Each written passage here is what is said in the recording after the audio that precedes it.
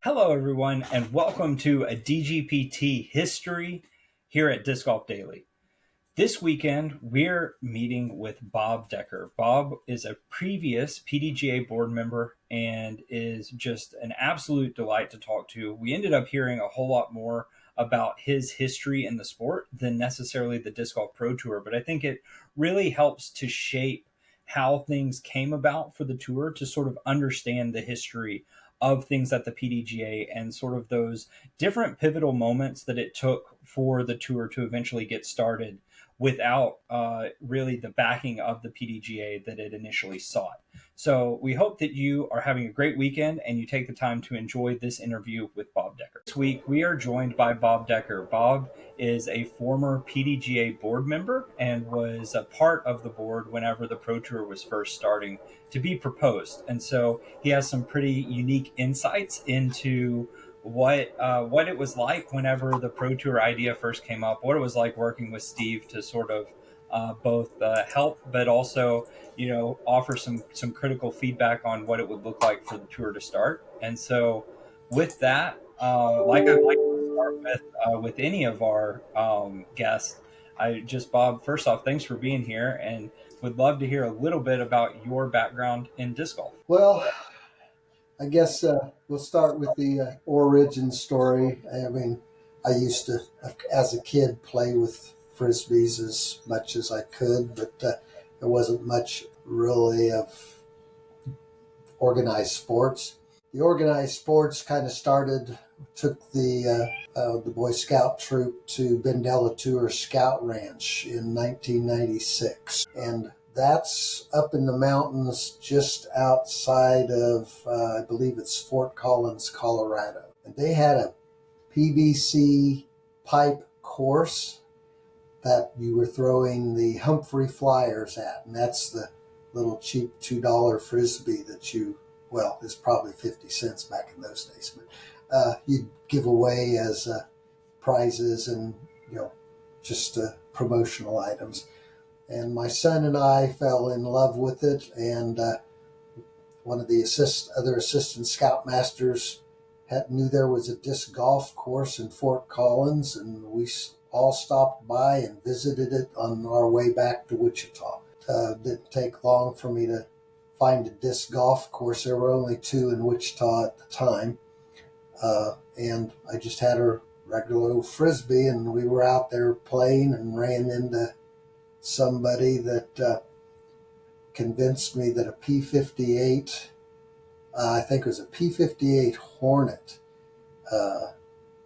by a manufacturer that I don't think even exists anymore, was a good disc. It was probably one of the most overstable discs there were, but we were throwing sidearms, and I actually still carry one. It's a number 3 Heiser is now the name of it, and it was one of the few discs that float, but it is one of my go-to mid-ranges right now.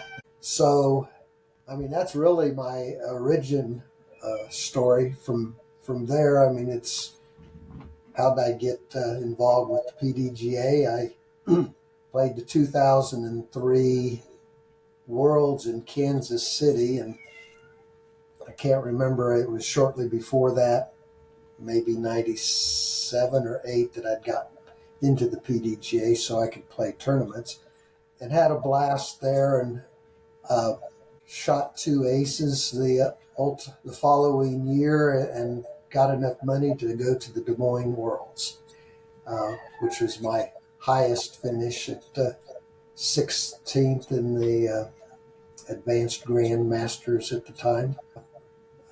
Got to play semifinals that year, but I got to play with Terry Calhoun, who was one of the board members at the time. He found out I was a CPA, and the financial director of the PDGA was going to be resigning, and so he talked to Teo, and Teo called me up and said, "Hey, you want to volunteer for the board?" Great. So your first interactions with the PDGA was just straight up volunteering. So from my background, I joined the PDGA in 2009, and so I remember even back then the different times that you ran for the board positions, and voting. This guy's a certified CPA. He's been helping the PDGA for years. I should probably vote for him. Like it seems like he's doing a good job. So, can you tell us a little bit more about like as you sort of progressed, I guess, from being this volunteer to becoming even more maybe or less so involved with the PDGA as a board member? Well, and that's what it was, is they needed to appoint a board member to replace the financial director. So my official appointment was 1/1 of 2005. I did attend a December 2004 meeting. And from there on, I uh, either won my elections or convinced them to reappoint me to a vacant spot when I didn't win a couple of times. Uh, so that I was on the board from 2001, 2005 to, what was it, 8/31 of 21, 16 years and 8 months. Uh, and I was president for 2 years. That was 2007 through 2009. Rest of the time, I was treasurer, except for 1 year when I didn't hold an officer position. So that gives me the record for the most consecutive months on the PDGA board. There might be one board member that has a couple more months than I do actually on the board, but his weren't consecutive. And I think I've got that record safe. Yes, yeah, yeah, for sure. And so you've been a board member for quite some time. What were some of the changes that you saw sort of at the PDGA that I guess maybe encouraged you to keep running, or if it was just just the straight passion for the sport that kept you involved? There was a passion for the sport. Knew I was never going to be good enough for a pro because I just wasn't willing to practice that much. Uh, but I had the knowledge and skills to help business grow. That's part of what I do as my profession. And that when we started, I think, you know, you could look at the statistics, but I think we had like 9,500 active members when I got on the board. By the time we went through dropping down for COVID and then bringing it back up, I think we were right in the range of 200,000 active members when I got off the board. I knew I had the knowledge and the wish to help an emerging sport grow. And one of the things when I got on the PDGA was struggling to be insolvent. So my skill set helped me push to help the board members, which at that time was an operating board. We made decisions and did a lot of the work. We didn't think we had, when I got on, 2 or 3 staff members. To move from that operational level and get it to where we now have staff that do it, and the board truly is a leading board. That's great. So that's it is, I think, interesting to see sort of where the PDGA has grown to, right? Like to your point, a lot of people, especially given how many new people we got in during COVID, don't recognize or know that the PDGA used to not have, the 15 plus employees I think it has now. I could Uh, be there could be I even think it's more. like 35 now. Right. Yeah. Yeah. I wanted to shoot low because I didn't want to be, too over. And so as things grew, obviously one of the things that sort of came about was the national tour. I think it was what the super tour before that, and then eventually the pro tour. And so what was it like at the PDGA as sort of like there was this maturing of an idea of a professional tour? Well, and initially the PDGA was professional, all. When Steady Ed turned it over, I think everybody was a pro. Again, I wasn't there, so I could be wrong, but I think that's the situation. And I've got to talk to some of those early folks, but I wasn't there. So as time went on, um, Basically, I think by the time I got on, the membership was approximately 75% AM, 25% pro. And part of the reason is to get the funds to bring in sponsorships, to have good pro purses, all of those things.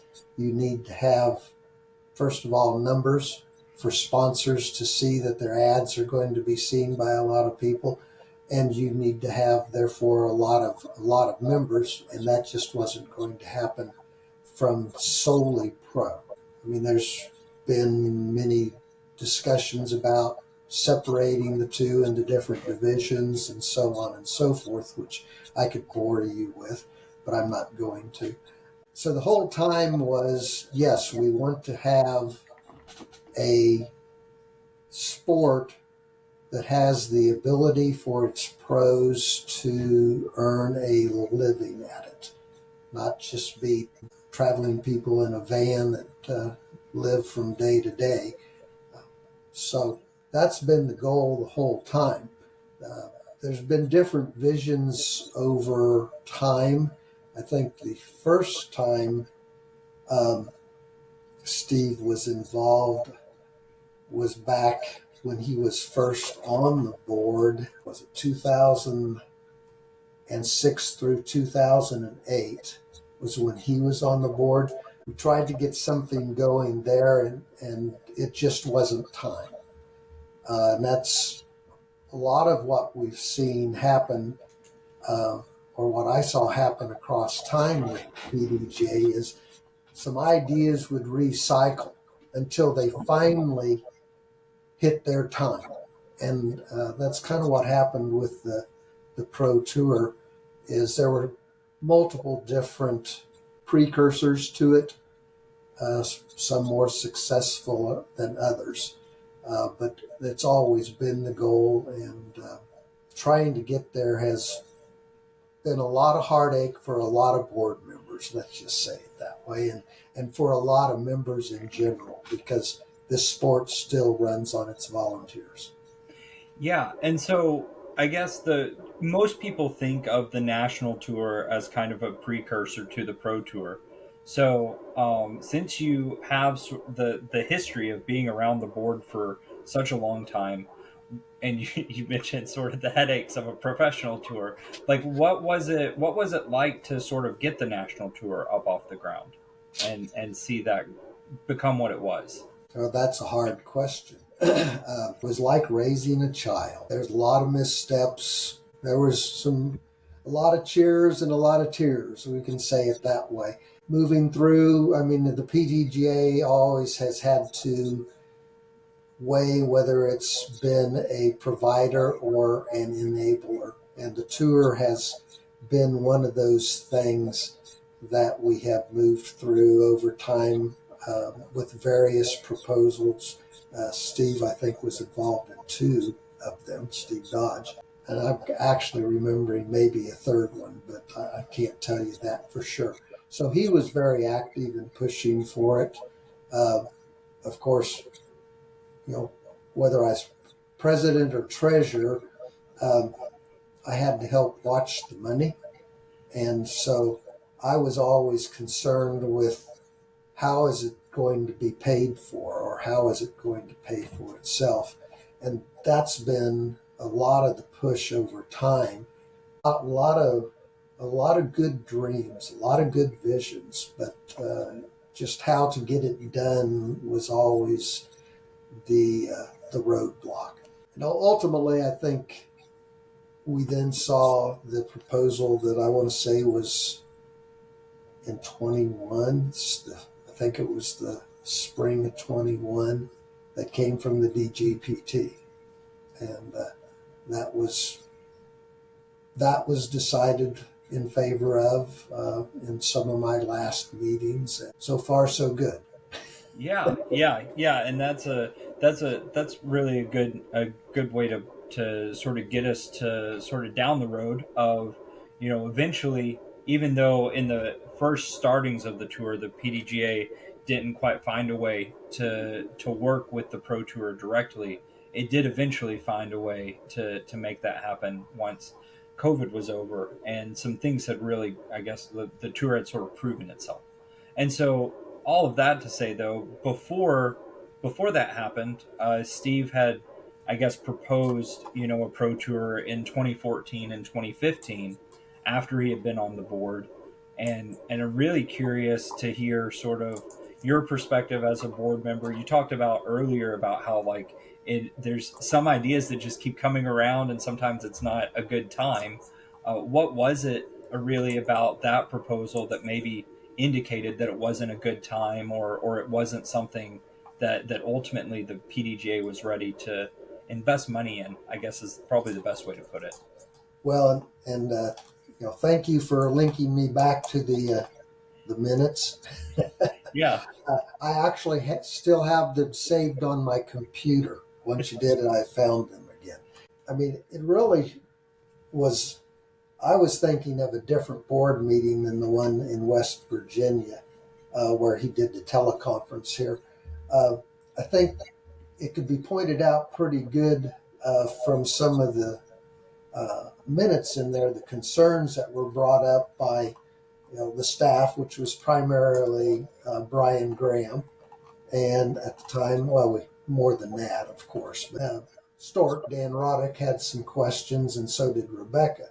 And part of it goes back to, I think we were concerned about the estimates of viewership that were being used and how they were arrived at and whether they were achievable. And that was probably the linchpin to the rest of the concerns, because without hitting that level of viewers, and of course considering in 2014 where the internet and social media was in comparison to 7 years later, we didn't. I think ultimately we didn't think it could be financially sustainable the way it was being proposed. I mean, that's really what this made me remember. I think we thought there was a good vision, but at the time we didn't think it was wise for us to use the membership's dollars for something that hadn't been proven yet. I think that's really the best way to put it. Yeah, and I think that just for some context, because you were there in the room, yeah, but you're also looking at the minutes for people who are just listening or watching at home. The proposal basically was that the PDGA would help foot a portion of the Pro Tour expenses to help it get started, and the reality is, to what Bob said earlier, is that the professional membership of the PDGA is not a large portion of our membership. The membership is predominantly amateur, and so then as the fiduciary sort of oversight of these member dollars, you have to determine, is it worth it to invest in something that is just a small percentage, or is it not? And so I think that that's a very apt way to put it, and probably, at the time, the smart financial decision. I think that one of the other things that before we sort of move on, that people maybe don't fully realize, and Bob talked about it a little bit at the beginning, is um, the PDGA and where it sits financially now is largely a byproduct of not just all of the great work that Bob did, but also a byproduct of the pandemic, and sort of getting us to that 200,000 active member number that Bob mentioned. If you've been around the PDGA for a while, you can actually follow in the minutes how the sort of nest egg grew that the PDGA now has. Yeah, and you look back in 2014 in these minutes themselves, it mentions a decrease in the net financial position uh, of about $150,000. So I don't remember that. Sometimes that may have been just a reporting swing. But when I got on the board, we were having to raise membership dues every 2 years just to stay financially viable. And there were some good decisions along the way that we were able to stop having to do that. We uh, added the non-member fee, and then we finally, after way too many years of leaving it at $5, raised it to 10. And so that encourages the membership. Bluntly, if a person uh, joins as a AM member and plays 5 tournaments, it's paid for, and then they still have all the swag they got from the membership. Um, the goal was to get the organization financially stable in case something came along. Well, we had 6 months worth of operating cash when COVID hit. So the PDGA was able to react in a wise way instead of a panicked way at that point, and it has benefited all the members in so many ways, including having now the Disc Golf Pro Tour finally. Yeah, yeah, and And, it's and I'm going to say some members don't think that's a positive, but that's neither here nor there. right. Yeah. Well, and it's it's great to sort of have that perspective because, like I said, it's been fun for me. I started playing in '06, didn't join until the end of '09. I was one of those people that definitely took advantage of the if you join early or at the end of the year, you get the whole full year after that sort of thing. But it's if you haven't been around for for 15 years or even longer, you don't have all of that context really of where things have come from. And so I think it's super helpful and important to note that the pandemic in and of itself probably uh, in some ways the pro tour wouldn't be where it is today without how the pandemic shaped it as well. We also took time off because of COVID, but at the same time, we prepared ourselves at the tour to start right back up whenever we could, and that really put us in a position to be successful, to help propel the vision of the sport. I mean, we were able to get ourselves onto national broadcast because at that point there was no other sports to broadcast, and so it was really funny to me and very interesting for me to hear, even in 2014, 2015, when things were proposed, it all hinged on viewership, right?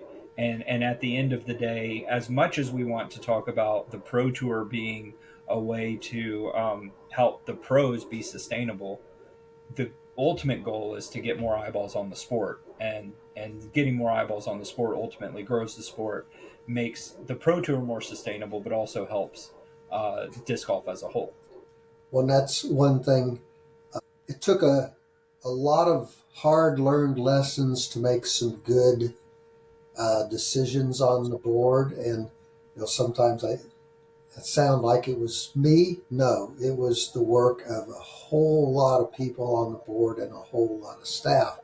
But interestingly enough, one of the investments that we had argued about over and over was finally culminated in investing uh, member dollars, PDGA money, into getting camera crews out on courses and uh, getting the video that could be put onto the social media. But I think one of the ones that's really started driving it was when ESPN started picking up aces in the top 10 sports shots of the week. You start hitting uh, national level exposure like that, it's bound to help. And everybody loves to see that ace. They don't want to see the one that gets missed and skips out of bounds. Yeah, yeah, for sure. And it's been great to see sort of that progression, and even to know spoilers for like 4 seasons of this podcast from now, that ultimately one of the guys who helped get Aces on Sports Center ends up working for the Pro Tour. It's it's a cool. whole it's a whole really cool ecosystem, and I'm constantly reminded every day that the disc golf family is both bigger and smaller than people think that it is. One of the goals, to get on a sort of a small soapbox, for a moment. One of my goals really with this podcast and with having people like Bob on is to be able to get that history really down and out there while we can. It's very unique. I feel very blessed, if you can say it, to have the history that I have in the sport. It's one of the things that actually keeps me around. Bob, to your point about when you sort of came into it, I was introduced to the sport in '06 by the person that Steady Ed handed the PDGA to. Ted Smothers is the guy Right. who introduced me to disc golf, and to be able to say that the guy who introduced me to disc golf is in the first class of the Hall of Fame and is also just one of my friend's dads. Like, that's not, you don't get that, in other sports. And I think that that's really, those are the stories that I'm hoping to be able to tell through the podcast. And I really appreciate you, Bob, taking the time today to be here with us. I mean, you bring up Ted. Disc golf is a very small family still. Even though the PDGA numbers are maybe 0.5% of all the worldwide players. Ted Smithers serves on the Kansas Disc Sports Scholarship Fund, which I'm also a member of. So, and I really, like you, when I got to meet him, that was great. Getting to meet Dan Roddick, fondly known as Stork, through the PDGA and that, or even meeting the other members, getting to talk 2 weeks ago at the PDGA Masters Worlds to some of the Hall of Famers, the World Hall of Famers that I do know, but I don't get to spend a lot of time with them, and so it's a lot of fun going back and getting time with those people that have been around. I started in '96. There was a lot of disc golf before I started, and as you said, we all have to realize we all have our little blinders to what we see, and yet the disc golf family is so wide, and there are so many people working to expand this sport that just don't get a whole lot of recognition. And all the players, whether you're a tournament player or just playing out on the course, need to realize that this mostly has come about because of the effort of a whole lot of people that put a whole lot of volunteer effort into growing this sport. Yes. Yeah. Very well said. Well, thanks again for being with us. Is there anything else, any other parting bits of wisdom you want to leave with us before we wrap up for the day? Well, the wisdom I come up with was we all play this sport and throw those 99 lousy shots to get that one great shot. And that's what keeps us coming back. But I don't know where it originated, but I love the most fun wins motto. Yes. Yeah. Well, thanks again, Bob, for being with us. Thanks again to everyone listening. We hope you have a great weekend. If you haven't already, tell a friend about the podcast. We'd love to have more people hearing about the history of the Pro Tour and just listening every day to what's going on Disc Golf Daily. Have a great weekend. Thank you so much for watching. Please like, subscribe, comment, and share. It really does help us grow.